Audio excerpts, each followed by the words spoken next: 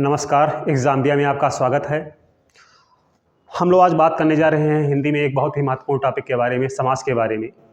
समास एक ऐसा विषय है या एक ऐसा टॉपिक है जहां से हर एग्जाम में प्रश्न पूछा जा रहा है और यहां से आप लोगों को करने में काफ़ी दिक्कत होती है। ये हम लोग पहचान नहीं पाते कौन सा तत्पुरुष समास है, कौन सा अव्ययी भाव समास है, कौन सा कर्मधारय समास है। जैसा मैं ये यूट्यूब पे देख रहा था तो वहाँ पे शैल तनजया लिखा हुआ था और उसका आंसर बताया गया था तत्पुरुष समास, जो कि ये पूरी तरह से गलत था।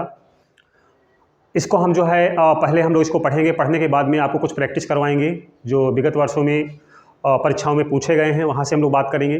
तो आइए अविलंब हम लोग शुरू करते हैं समास। ध्यान दीजिएगा, जब हम लोग बात करते हैं समास की तो हमको ये समझ लेना हमारे लिए आवश्यक होता है कि समास का दूसरा नाम संक्षिप्त होता है।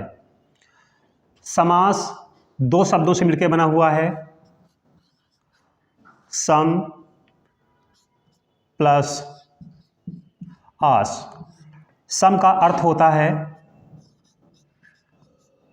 पास पास और आस का अर्थ होता है बैठाना। तो इस प्रकार से हम कह सकते हैं समास का अर्थ होता है जब हम दो शब्दों को पास पास लाते हैं। दो शब्दों को पास लाने से जो आपका शब्द संक्षिप्त हो जाता है, वाक्य संक्षिप्त हो जाता है, उसको हम लोग समास कहते हैं। अगर आपसे पूछा जाता है कि समास किसे कहते हैं, तो समास दो शब्दों का योग होता है। जहाँ पर हम दो शब्दों को आपस में जोड़ते हैं तो इनके जोड़ने से जो एक नया शब्द बनता है उसी को हम लोग बोलते हैं समास है। जैसा कि आप यहाँ बोर्ड पर देख पा रहे हैं, समास का शाब्दिक अर्थ संक्षिप्त होता है। संक्षिप्त मतलब छोटा, संक्षिप्तीकरण। तो समास एक संक्षिप्तीकरण की प्रक्रिया होती है जहाँ पर शब्दों को छोटा कर दिया जाता है और इनको हम समास बोलते हैं।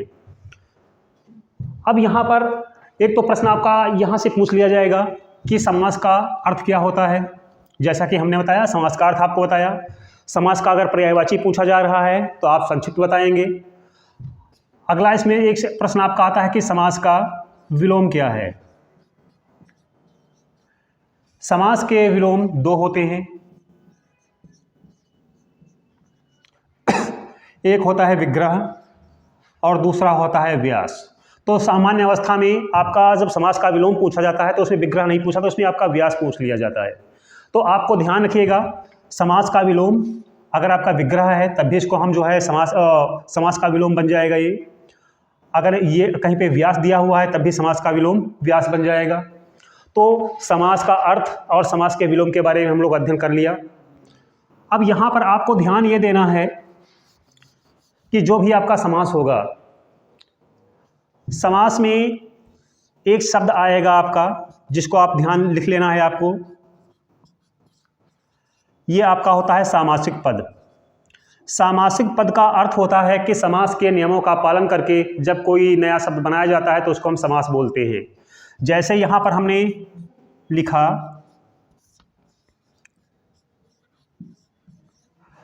राजा का पुत्र। यहाँ पर हमारे सामने दो शब्द हैं, इनको जब हमने संक्षिप्त किया तो संक्षिप्त करने पर ये बन गया राजपुत्र, और ये राजपुत्र है, यही इसको हम बोलेंगे ये सामासिक पद है। जब कोई शब्द समास के नियमों का पालन करके बनाया जाता है, नया शब्द उनके तैयार होता है, तो उसको हम बोलते हैं ये सामासिक पद होता है।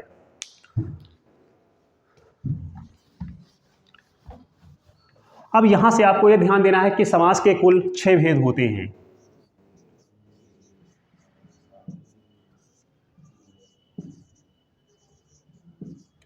आपसे समास के भेद पूछा जाए या समास के प्रकार पूछा जाए तो समास के कुल 6 भेद या 6 प्रकार होते हैं। यहाँ पर आपको हम लिस्ट बनाए दे रहे हैं, इसको आप नोट कर लीजिएगा। पहला आपका होता है अव्ययी भाव समास।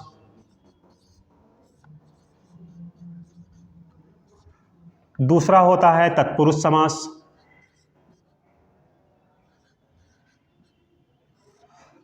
तीसरा होता है द्विगु समास। चौथा होता है द्वंद्व समास। पांचवा होता है कर्मधारय समास और छठा होता है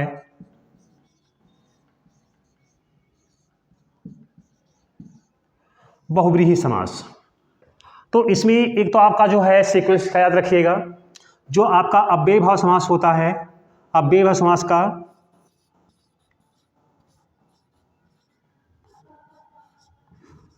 पूर्व पद प्रधान होता है, पूर्व का मतलब पहले का पद प्रधान होगा। तत्पुरुष समास का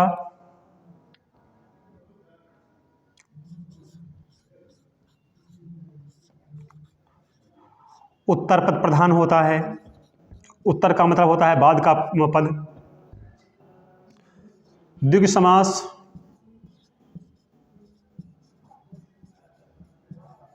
संख्यावाचक होता है, इसमें संख्याओं का प्रयोग किया जाएगा। द्वंद्व समास इसमें दोनों पद प्रधान होंगे।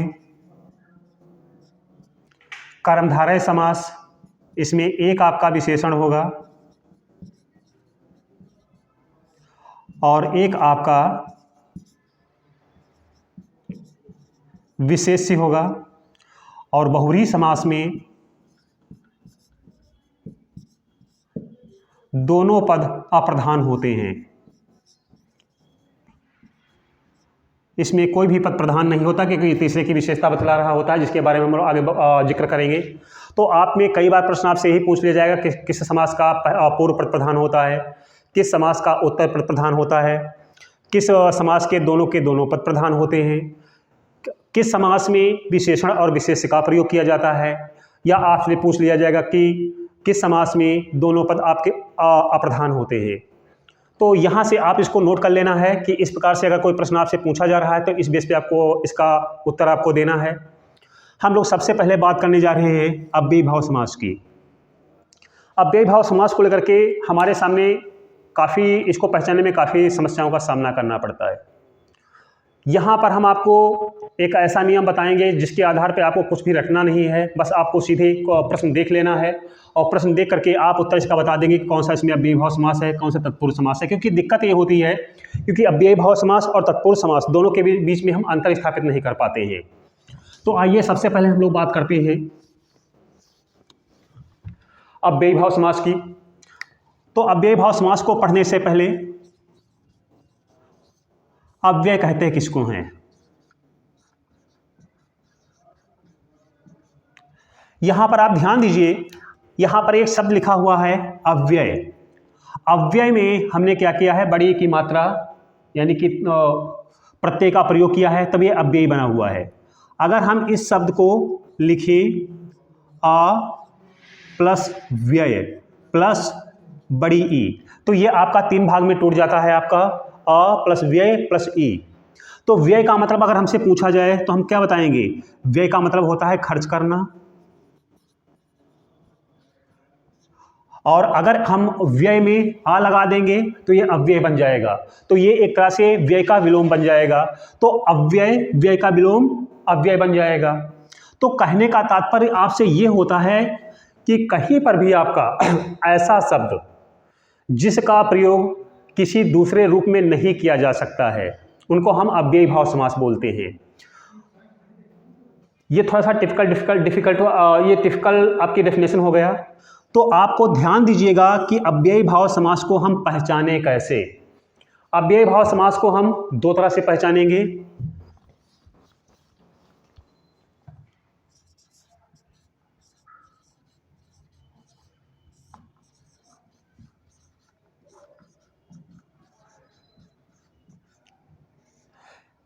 इसको पहचानने के 2 तरीके हैं। पहला है कि अव्ययी भाव समास में हमने अभी आपको बताया कि अव्ययी भाव समास का पहला पद प्रधान होगा। जब पहला पद प्रधान होगा तो इसका मतलब ये हुआ कि कोई नए शब्द में हम पहला एक शब्द जोड़ेंगे। हम जब पहला एक कोई नया शब्द हम जोड़ेंगे तभी तो आपकी उसकी प्रधानता आएगी। जैसे आप सपोज करिए हमने यहाँ पर एक शब्द लिखा हुआ है जीवन, तो ये जीवन शब्द जो है ये आपका व्ययी शब्द है। व्ययी शब्द इसका आप जैसे चाहे वैसे इसका प्रयोग कर सकते हैं। जीवन किसी का नाम आप रख सकते हैं, जीवन अपने जीवन से संबंधित इसका हम प्रयोग कर सकते हैं। लेकिन अगर इसमें हम एक शब्द जोड़ दें तो ये बन जाएगा आपका आजीवन। अब जब हम इसमें आजीवन इसका लिख दिया और इसमें हमने आ का प्रयोग जीवन के साथ में कर दिया, तो इसका तात्पर्य ये हुआ कि अब इसका प्रयोग किसी दूसरे अर्थ में नहीं किया जा सकता है। इसका मतलब होगा जीवन भर से संबंधित। तो इसमें हमने किस पद की प्रधानता लाया? हमने आ की प्रधानता लाया। लेकिन ये जान पाना काफ़ी कठिन काम होता है कि इसमें हम आ को कैसे पहचानें, इसकी प्रधानता आ रही है। तो इसका एक सरल तरीका ये होता है कि अव्ययी भाव समास जो होता है, इसमें प्रायः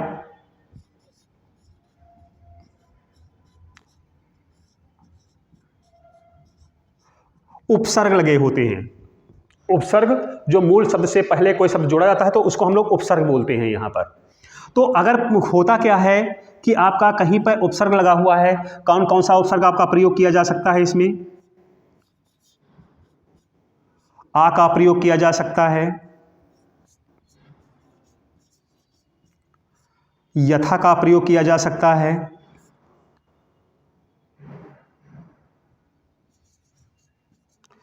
भर का प्रयोग किया जा सकता है, अन का प्रयोग किया जा सकता है, या बे का प्रयोग किया जा सकता है। तो हमने आपको यहाँ पे बहुत सीमित आपको उदाहरण बताए हुए हैं उपसर्गों के। लेकिन अगर कहीं पर भी कोई उपसर्ग लगा हुआ है और उपसर्ग लगा हुआ शब्द जो होगा ये पद की प्रधानता स्थापित कर लेगा। जब पद की प्रधानता स्थापित कर लेगा तो ऐसी स्थिति में ये आपका अव्ययी भाव समास बन जाएगा। जैसे हमने यहाँ से बताया आजीवन,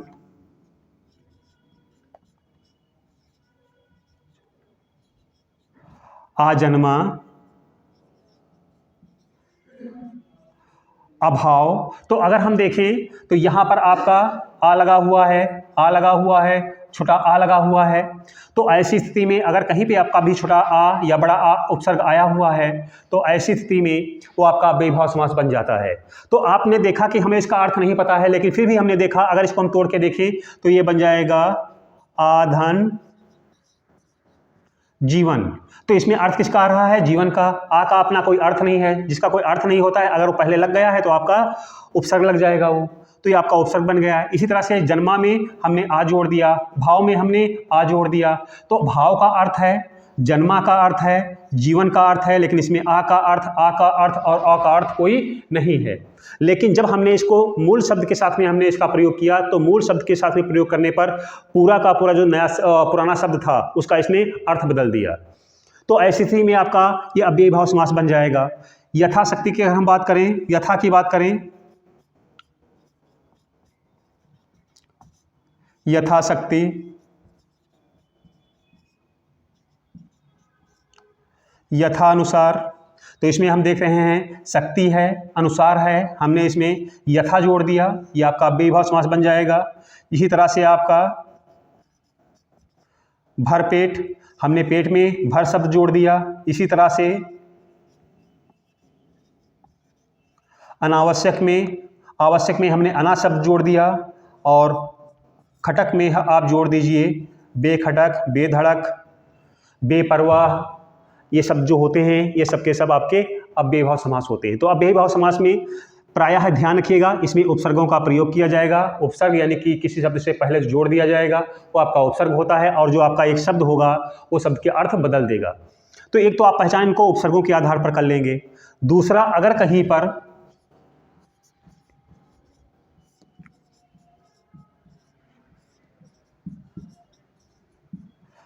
पर एक शब्द दो बार आ रहा है, यानी कि जिसको हम बोलते हैं शब्दों की पुनरावृत्ति, अगर कहीं पर भी आपका एक शब्द दो बार आ रहा है तो वहाँ पे भी आपका अव्ययी भाव समास होता है। जैसे हम बात करें रातों रात, हाथों हाथ, बातों बात, अपनापन, एकाएक। तो अगर हम लोग देख रहे हैं यहाँ पर जितने भी हमने यहाँ पे शब्द लिखे हुए हैं, रातों रात, रात और रात, हाथों हाथ, हाथ और हाथ, बातों बात, बात और बात, अपनापन, अपन और अपन, एकाएक, एक और एक। इसके अतिरिक्त ध्यान दीजिएगा, अगर कहीं पर आपका दिया हुआ है दोस्त दोस्त, भाई भाई, बहन बहन, लड़के लड़के, लड़कियां लड़कियां, तो अगर कहीं पर भी शब्द आपका रिपीट कर रहा है तो शब्द का रिपीट करने पर वो आपका समास जो होगा अव्ययीभाव समास बन जाएगा। तो आपने देखा कि सरलता से इसको हम पहचान सकते हैं। एक तो पहचान हमने देखा, अगर उपसर्ग लगा हुआ शब्द है तो आपका अव्ययीभाव समास होगा। काफ़ी कई लोग डिनाई करते हैं इसके बारे में कि ऐसा नहीं कहना चाहिए कि अव्ययीभाव समास के साथ साथ में उपसर्ग का ही प्रयोग किया जाएगा। बिल्कुल हम इस बात से सहमत हैं, लेकिन आपको चूंकि कंपटीशन के नज़रिए से आपको देखना है इसको। हमारे लिए ये मैटर नहीं करता है कि ये उपसर्ग है या नहीं है, इसको उपसर्ग कहें या ना कहें। आपके लिए मेन मैटर करता है आपके लिए कि हम इसको पहचानें कैसे। तो पहचानने का सबसे सरल तरीका यही होता है, अगर कहीं पे आपका उपसर्ग लगा हुआ है अव्ययीभाव समास होगा, अगर कहीं पे शब्द आपका रिपीट हो रहा है तो अव्ययीभाव समास होगा। तो यहाँ तक तो आप लोगों को कोई दिक्कत नहीं होती है कि यहाँ तक हम लोग मान लेते हैं रातों रात, हाथों हाथ, बातों बात, एकाएक, अपनापन, ये आपका अव्ययीभाव समास होता है। लेकिन जहाँ पर आती है बात दोस्त दोस्त, भाई भाई, बहन बहन, तो वहाँ पर आपको थोड़ा कंफ्यूज हो जाते हो और क्या करते हो, उसको आप द्वंद्व समास में लेके चले जाते हो। द्वंद्व समास में कभी भी शब्द जो होगा समान शब्द रिपीट नहीं करेगा। वहाँ पर ये ध्यान रखिएगा, अगर एक ही शब्द अगर कहीं पे रिपीट हो रहा है तो भले ही उसमें आपका जो है योजक चिन्ह लगा हुआ है, उसमें डैश लगा हुआ है, उसको माना अव्ययीभाव समास ही जाएगा, जैसा कि कई परीक्षाओं में पूछा गया है और अक्सर बच्चे यहाँ से गलत कर देते हैं। दूसरा आपका होता है तत्पुरुष समास। तत्पुरुष समास का दूसरा पद प्रधान होता है और इसकी सबसे बड़ी विशेषता ये होती है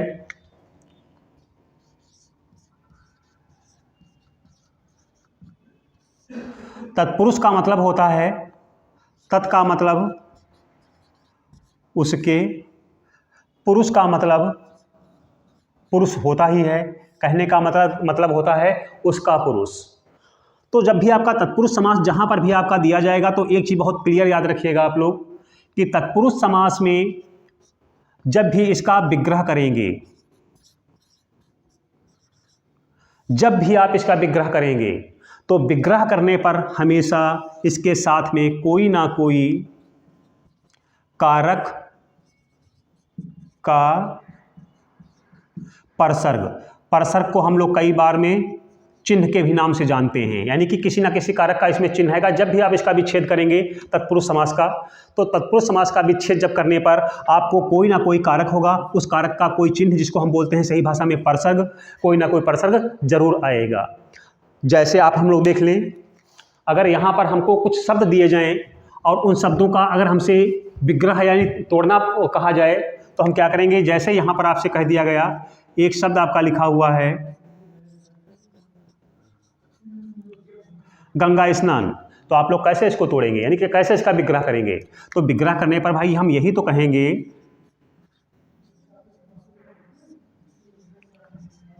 गंगा में स्नान, यही तो आपका विग्रह होगा इसका। जब हमने इसका गंगा स्नान का हमने विग्रह किया तो विग्रह करने पर इसमें कौन सा परसर्ग आ गया, में आ गया।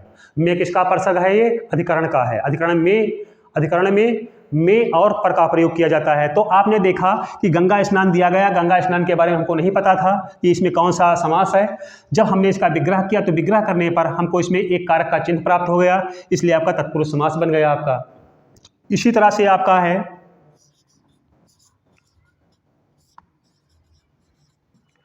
जेब कतरा। तो जेब कतरा का जब भी आप विग्रह करेंगे तो विग्रह करने पर कैसे करेंगे, बिल्कुल आप लोग सही सोच रहे हैं। जेब को कतरने वाला, हमने जब इसका विग्रह किया तो विग्रह करने पर हमको कौन सा परसर्ग मिल गया, को मिल गया। तो को किस में आएगा, कर्ता ने कर्म को, तो इसमें कर्म कारक का परसर्ग लगा हुआ है, इसलिए जेब कतरा में तत्पुरुष समास आपका हो जाएगा। इसी प्रकार से आपका कई शब्द हम लोग ले लेते हैं। एक शब्द आपका है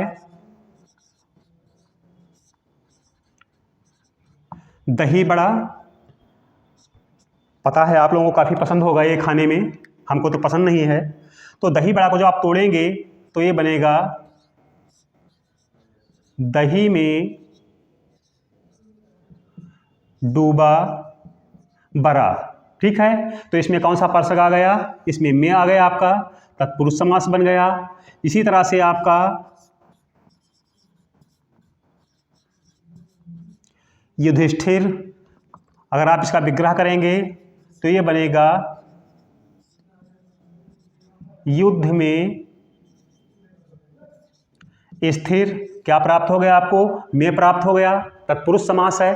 तो तत्पुरुष समास की एक बहुत बड़ी विशेषता होती है कि तत्पुरुष समास का जब भी विग्रह करेंगे तो विग्रह करने पर आपको 8 कारकों में से किसी न किसी 6 कारक के परसर्ग अवश्य आएंगे। इसमें दो कारकों के परसर्ग का प्रयोग नहीं किया जाता है, बाकी 6 कारक ऐसे होते हैं जिनका विग्रह करने पर कोई ना कोई इसमें परसर्ग अवश्य आता है।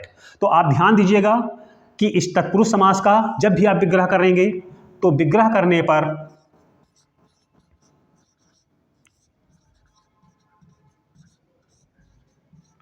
तो विग्रह करने पर इसके कौन कौन से 6 कारक आ सकते हैं। इसके साथ में एक आ सकता है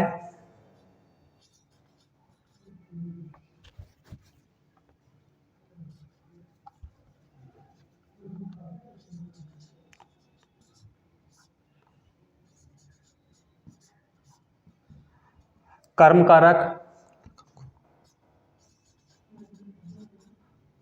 करण कारक, इसमें से या के द्वारा,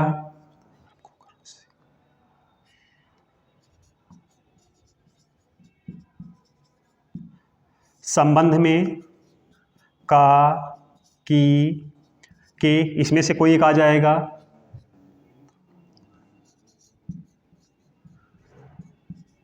अपादान में से, अलगाव की स्थिति में आ जाएगा, कर्ता ने कर्म को करण से।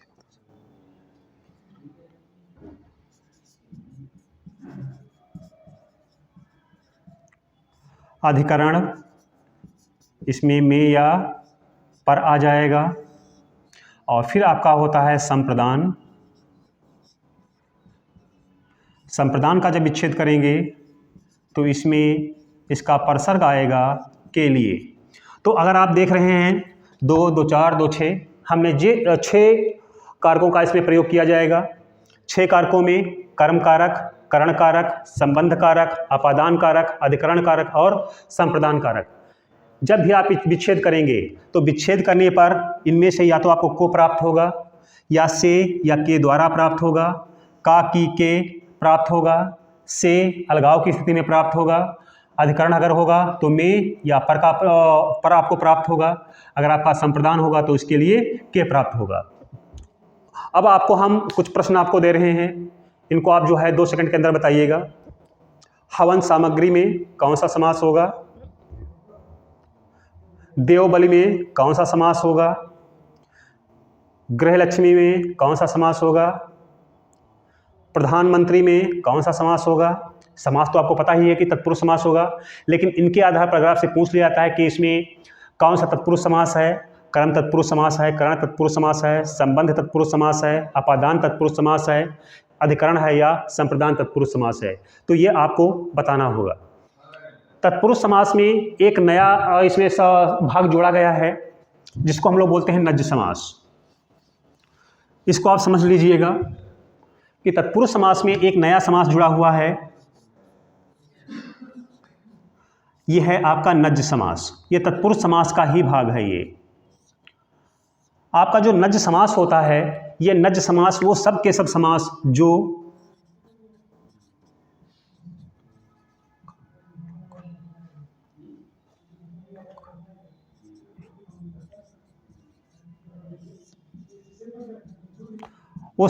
समास जो आपके नकारात्मक भाव देते हैं। नकारात्मक का मतलब हुआ कि जब उनका आप विग्रह करोगे तो विग्रह करने पर आपका आएगा ना।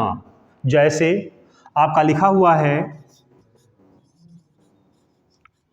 अधर्म, अधर्म, आप इसको तोड़ेंगे तो ये बनेगा ना धर्म।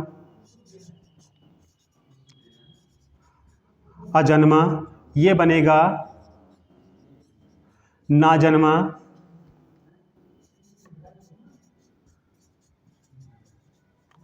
अनावश्यक, ये बनेगा ना आवश्यक। तो जितने भी आपके समास चाहे जहाँ का भी हो, अगर वो आपका निगेटिव मीनिंग रखता है, नकारात्मक मीनिंग रखता है, ना में अपना अंश देता है, तो सबके सब नज्ज समास होंगे। और नज्ज समास तत्पुरुष समास का ही अंग माना गया है। जैसे यहाँ पे हम देख रहे हैं अधर्म, ना धर्म, अजन्मा, ना जन्मा, अनावश्यक, नावश्यक, या इस प्रकार जितने भी आपके शब्द दिए गए हैं जिनकी मीनिंग नकारात्मक आती है, जिनमें ना आता है, वो सबके सब नज्ज समास के भाग बन जाते हैं। इसके बाद में आपका होता है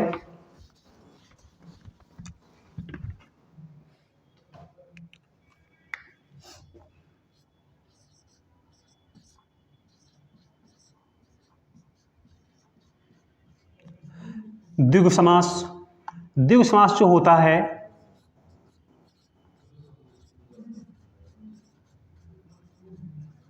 यह संख्यावाचक होता है। इसको ध्यान रखिएगा कि यह संख्यावाचक होता है। संख्यावाचक होते हुए जो यहां पर आपका सामासिक पद बनेगा,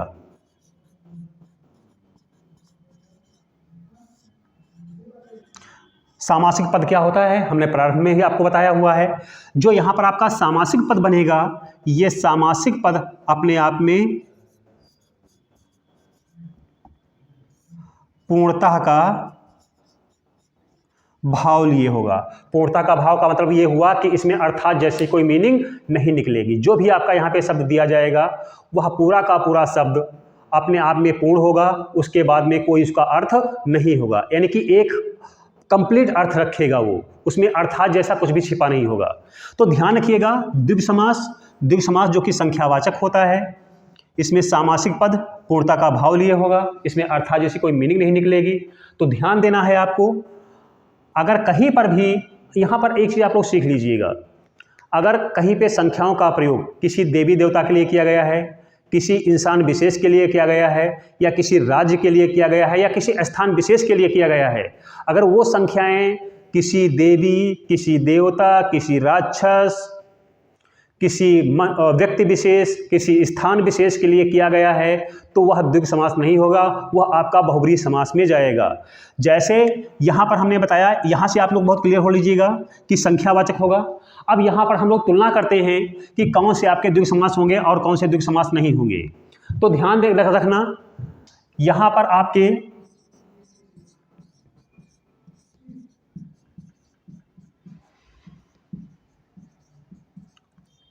द्विगु समास नहीं होंगे। कौन कौन से, आइए देखते हैं। जैसे आपका दिया हुआ है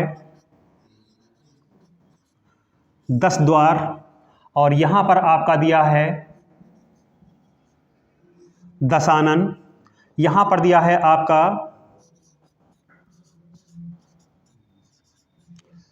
चौराहा, और यहां पे आपका दिया है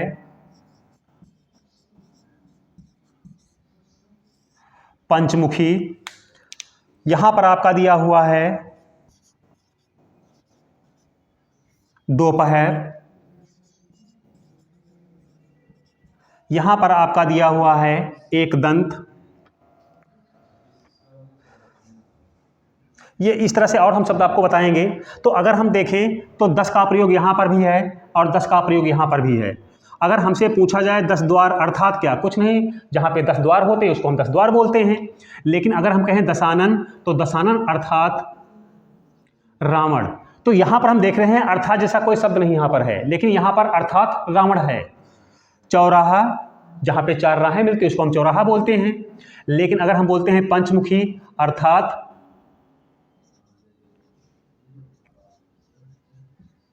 हनुमान जी को हम बोलते हैं, तो पंचमुखी जो है हनुमान जी बन जाते हैं। दोपहर क्या, जो है समय का जो दूसरा पहर होता है उसको हम दोपहर बोलते हैं। लेकिन अगर हम बोलते हैं एक दंत, तो ये आपके बन जाते हैं गणेश जी। तो अगर हम देखें तो हमने कहा कि अगर यहाँ पर जो संख्याएं होंगी वो संख्याएं सामान्य अवस्था में होंगी, इनका प्रयोग किसी व्यक्ति विशेष के लिए, स्थान विशेष के लिए नहीं किया जा रहा होगा, इनको हम प्रयोग यहाँ पे सामान्य अवस्था में कर रहे होंगे।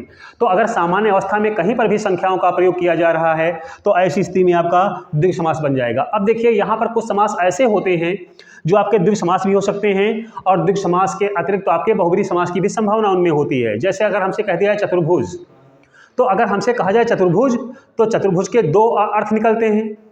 एक अर्थ निकलता है जिसकी चार भुजाएं होती हैं, जो आकृति होती है चार भुजाओं की, उसको हम चतुर्भुज बोलते हैं। अगर उस सेंस में देखेंगे तो आपका द्विगु समास बन जाएगा ये चतुर्भुज। हम लोग ब्रह्मा जी को भी बोलते हैं, तो आपका वो बहुब्रीहि समास बन जाएगा आपका जाकर के वो। इसी प्रकार से अगर हमसे कहा जाए पंचवटी, तो पंचवटी के दो अर्थ होते हैं। 5 वाटिकाओं का समूह पंचवटी कहलाता है। जो अगर 5 वाटिकाओं का समूह बात की जा रही होगी तो आपका द्विगु समास बन जाएगा आपका। और एक पंचवटी जहाँ भगवान राम ने रुके थे जाकर के, अगर उसकी बात होगी तो आपका वो द्विगु समास बहुब्रीहि समास बन जाएगा जाकर के। तो कुछ शब्द ऐसे होंगे जिनमें एक से अधिक समास की संभावना होगी। अगर आपसे ऐसे प्रश्न पूछे जाएंगे और आपका बहुब्रीहि समास और द्विगु समास आपका दोनों दे दिया गया है, तो ऐसी स्थिति में आप बहुब्रीहि समास का उत्तर आप पिक करेंगे, उसकी संभावना ज़्यादा आपके सही होने की होती है। लेकिन ऐसे प्रश्न आपसे अगर पूछे भी जाएंगे तो द्विगु समास और बहुब्रीहि समास में से कोई एक ही आपका ऑप्शन दिया जाएगा, क्योंकि ऐसी स्थिति में सवाल के गलत होने की संभावना अधिक बन जाती है और ये मामला काफ़ी विवादित हो जाता है। तो हमने देखा कि द्विगु समास और बहुब्रीहि समास में अंतर क्या होता है, क्योंकि ये सब के सब समास जो होते हैं, ये सब के सब समास बहुब्रीहि समास होते हैं। ये सब के सब जो होते हैं आपके, ये बहुब्रीहि समास होते हैं। इसके बाद में अगला हम समास देखते हैं, आपका है द्वंद्व समास।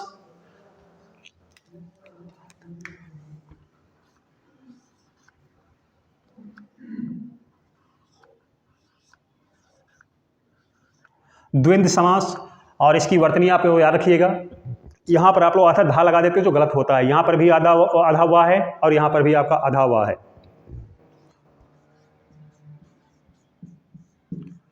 अब देखिए, जो द्वंद्व होता है, द्वंद्व का शाब्दिक अर्थ होता है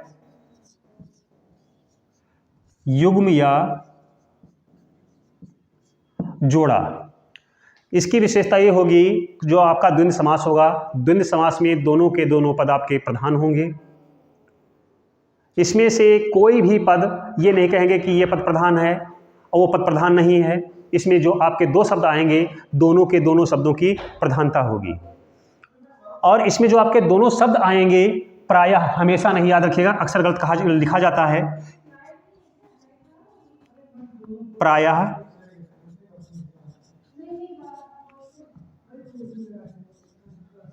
दोनों शब्द एक योजक चिन्ह, जिसको हम लोग बोलते हैं डैश, योजक चिन्ह से जुड़ा होगा। और इसमें जो आपका योजक चिन्ह जो होगा, योजक चिन्ह का अर्थ निकलता है तथा, किंतु, परंतु, अथवा, या, अन्यथा, ये इनका मतलब निकलता है। तो इसमें प्रायः क्या होगा कि दोनों आपके जो शब्द होंगे, दोनों की प्रधानता होगी और दोनों शब्द प्रायः एक योजक चिन्ह से जुड़े होंगे। लेकिन हमेशा ऐसा हो ये जरूरी नहीं होता है। अगर हम इसके पहचान की बात करें तो इसके हम पहचान के लिए हम दो तरह से कह सकते हैं। एक तो प्रायः इसमें होता क्या है,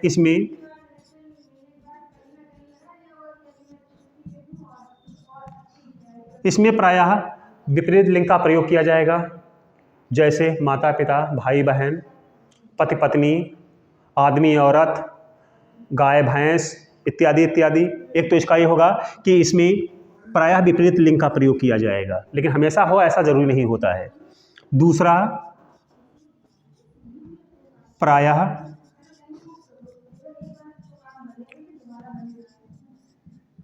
विलोम शब्दों का प्रयोग किया जाएगा। विलोम शब्द में जैसे रात दिन, आना जाना, खाना पीना, मारपीट, जीवन मरण, जहाँ पर भी आपके विलोम शब्द अधिकांश देखेंगे तो ये जो है आपका द्वंद्व समास बन जाएगा।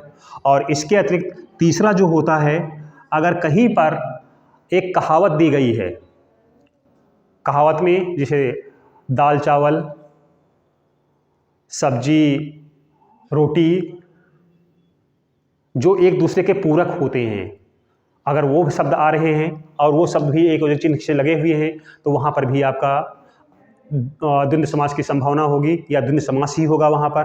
तो आप ध्यान रखिएगा, अगर हम पहचान देखें तो आपको दो ही जगह से आपका काम चल जाता है, विपरीत लिंग से और इसमें विलोम शब्दों से। तो यहाँ से हमने देखा कि ये आपका द्वंद्व समास होता है। अगला इसका होता है कर्मधारय समास, यहाँ से आपको थोड़ा सा सावधान रहिएगा।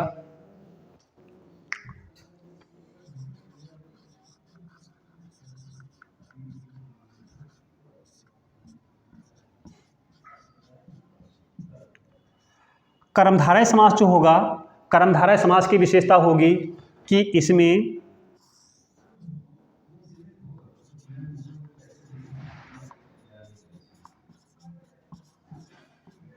एक विशेषण होगा और दूसरा विशेष्य होगा। इसमें से बहुत क्लियर रखिएगा, एक विशेषण होगा और एक इसमें विशेष्य होगा। ये कंडीशन यहाँ से यहाँ भी हो सकती है, इसमें कोई अंतर नहीं है, यानी कि विशेष्य पहले भी आ सकता है, विशेषण बाद में भी जा सकता है, विशेषण पहले हो सकता है, विशेष्य बाद में जा सकता है, इसमें कोई अंतर नहीं है। तो यहाँ पे आप लोग समझ लीजिएगा, विशेष्य का मतलब होता है कि यहाँ पर सभी के सभी संज्ञा शब्दों का प्रयोग किया जाएगा। संज्ञा और सर्वनाम ये अपने आप में विशेष्य होते हैं, इसलिए ध्यान रखिएगा कि यहाँ पर कोई संज्ञा शब्द का प्रयोग किया जाएगा। विशेषण वो शब्द होते हैं जो किसी संज्ञा या सर्वनाम की विशेषता बतलाने के लिए प्रयुक्त किए जाते हैं। अब यहाँ पर हम बात जो कर रहे हैं वो कर्मधारय समास की बात कर रहे हैं। एक मिनट बेटा, जरा पानी पी लें हम।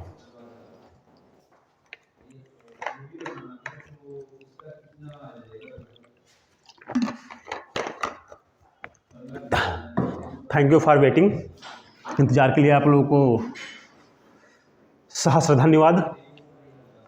तो इसमें हमने कहा एक विशेषण होगा और एक विशेष्य होगा। इन दोनों के मिलने से जो शब्द बनेगा, जैसा कि हम बताते चले आ रहे हैं, ये आपका सामासिक पद होगा। और यहाँ पर जो आपका सामासिक पद होगा, ये क्या होगा?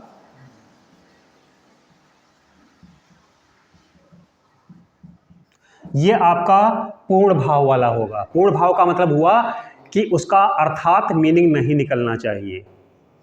यहाँ पर विशेषण और विशेष मिलकर के जो एक सामासिक पद का निर्माण करेंगे, ये आपका सामासिक पद अपने आप में पूर्ण भाव लिए होना चाहिए और इसमें अर्थात नहीं आना चाहिए, क्योंकि जितने भी अर्थात वाले शब्द होते हैं वो सब के सब बहुब्रीहि में जाते हैं। तो कहने का तात्पर्य ये होता है कि इसमें जितने भी आपकी देवी हैं, देवता हैं, राक्षस हैं, कोई व्यक्ति विशेष है, कोई व्यक्ति स्थान विशेष है, या भी जो भी एक अपने आप में यूनिक विशेषता रखता है, वो कोई भी आपका कर्मधारय समास में नहीं आएगा। क्यों नहीं आएगा? क्योंकि इसमें जो आपका सामासिक पद होगा, उस सामासिक पद में पूर्णता का भाव होना चाहिए और पूर्णता के भाव के साथ साथ में इसमें आपका अर्थात मीनिंग नहीं आना चाहिए। ये आपको ध्यान रखना है आप लोगों को। अब यहाँ पर हम लोग देखते हैं,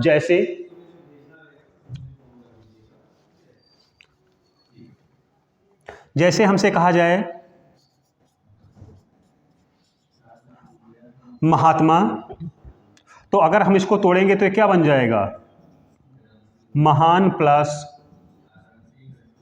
आत्मा। याद रखिएगा, हम इसका विच्छेद इस तरह से नहीं होना, तो जो है ये संधि नहीं है ये। तो इसमें महान क्या है? आपका विशेषण है। आत्मा क्या है? आपका विशेष्य है। इसी प्रकार से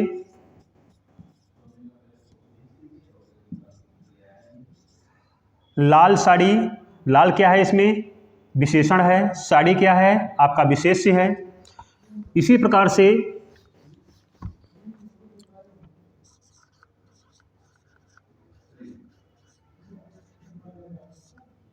चंद्रमुख, तो चंद्रमुख को अगर हम लोग देखें तो इसमें विशेषण क्या बन जाएगा? आपका विशेषण आपका चंद्र बन जाएगा, मुख आपका विशेष्य बन जाएगा।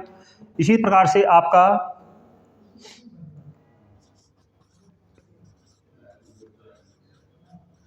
नीलगाय,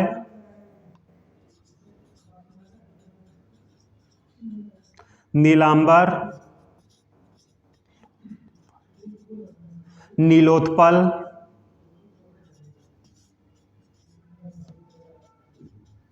नील गगन, तो इसमें हम लोग अगर देख रहे हैं तो आपका नीलगाय, नीलांबर, नीलोत्पल, नील, ये सब के सब जो होते हैं आपके विशेषण हैं, और बाकी जो ये लास्ट में आपके दिए गए हैं ये सब के सब विशेष्य हैं, और दोनों मिलकर एक नए शब्द का निर्माण कर देते हैं, सामासिक पद का निर्माण कर देते हैं, और जो कि अपने आप में पूर्ण अर्थ रखे होते हैं। तो इनको जो है हम बोलते हैं, ये क्या होता है भाई? बिल्कुल सही, आपका जो है कर्मधारय समास होगा आपका। इसके बाद में आते हैं हम लोग बहुब्रीहि समास की तरफ। तो ध्यान दीजिएगा,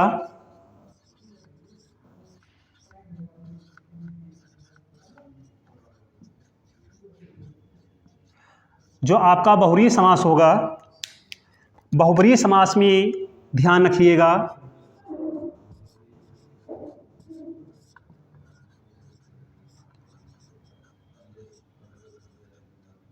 दोनों पद अप्रधान होंगे। इसमें भी एक विशेषण प्लस दूसरा विशेष्य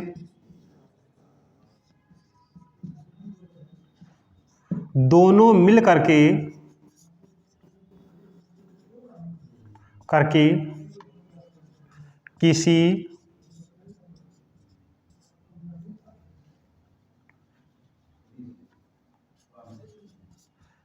किसी अन्य की विशेषता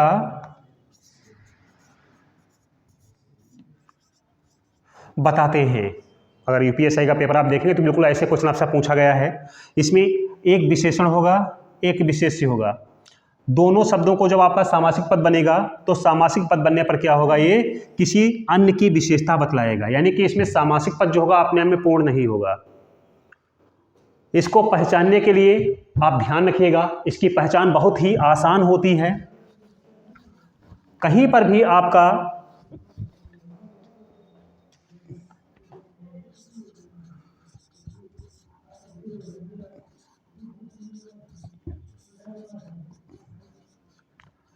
जहां पर भी आपका बहुब्रीहि समास होगा, ध्यान देना,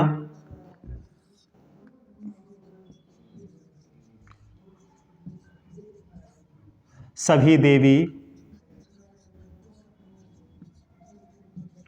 सभी देवता,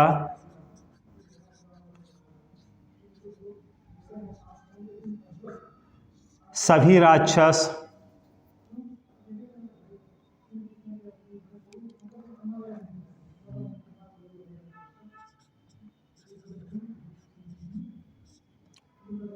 स्थान या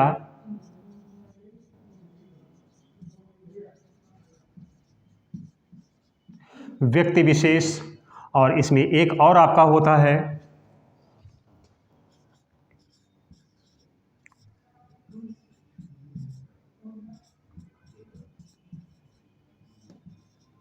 सभी रूढ़ यौगिक शब्द। अगर ये कहीं पर भी आपके आ रहे हैं, ये सब के सब बहुब्रीहि समास होंगे। इसको बहुत ही क्लियर याद रखिएगा। अगर किसी भी देवी का विशेषण है, किसी देवता का विशेषण है, किसी राक्षस का विशेषण है, किसी स्थान का विशेषण है, किसी व्यक्ति का विशेषण है, या आपके कोई भी आपका रूढ़ यौगिक शब्द है, तो ये सब के सब बहुब्रीहि समास होंगे। अब हम इसका जो है थोड़ा सा उदाहरण देख लेते हैं। हाँ, इसको मिटाते हैं, आप लोग ध्यान दीजिएगा। जैसे हमसे कहा गया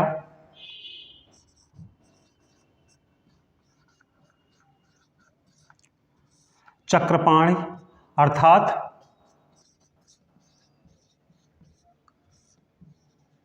विष्णु जी,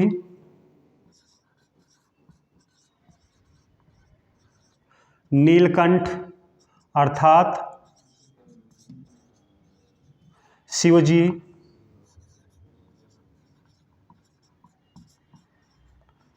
चंद्रशेखर अर्थात शिव जी, गंगाधर अर्थात शिव जी,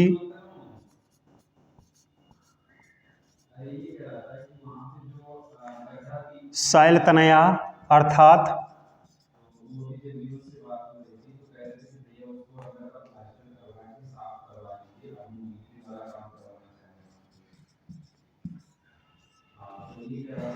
पार्वती जी। तो जो हम YouTube पे देख रहे थे, इसी को जो है तत्पुरुष समास बताया गया था, जो कि पूरी तरह से गलत था ये, क्योंकि पार्वती जी का विशेषण है, ये शैल की पुत्री थी, इसलिए इनको शैलतनया कहा जाता है। तो इसके बाद में अगर आपसे पूछा है लंबोदर, गणेश जी को बोलते हैं। एकदंत, गणेश जी को बोलते हैं। आपका जो है पीताम्बर, भगवान कृष्ण को बोलते हैं। यानी कि अगर कोई भी आपका देवी है, कोई देवता है, कोई राक्षस है, अगर इनमें से कोई भी आपको पूछा जा रहा है तो आपको निसंकोच बिल्कुल आपको एक पल में आपको बता देना है कि आपका बहुब्रीहि समास होगा। तो बहुब्रीहि समास में हमने एक उदाहरण आपका देख लिया। अब हम इसके बाद में करते हैं कि बहुब्रीहि समास अभी हमने आपको लिखवाया था, जितने आपके रूढ़ यौगिक शब्द होते हैं सभी के सभी रूढ़ यौगिक शब्द क्या होंगे, अपने आप में बहुब्रीहि समास होंगे। जैसे आप ध्यान देना, जलज अर्थात कमल,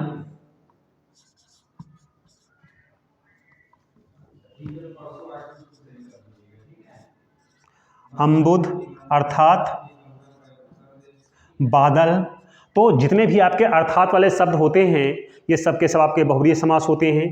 तो इस प्रकार से हमने देखा कि समास के 6 भेद होते हैं और 6 के बारे में हमने बेसिक जानकारी प्राप्त किया। अगर इस पे आपको और डिटेल में पढ़ना है तो हमको जो है एक बार कमेंट्स ज़रूर करिए। हम कोशिश ये करेंगे कि इसका थोड़ा डीपली वीडियो बनाएं। अभी तो आपको जो है हम बेसिक जानकारी इसके बारे में दिए हैं और जल्दी ही आपसे मुलाकात होगी। नमस्कार।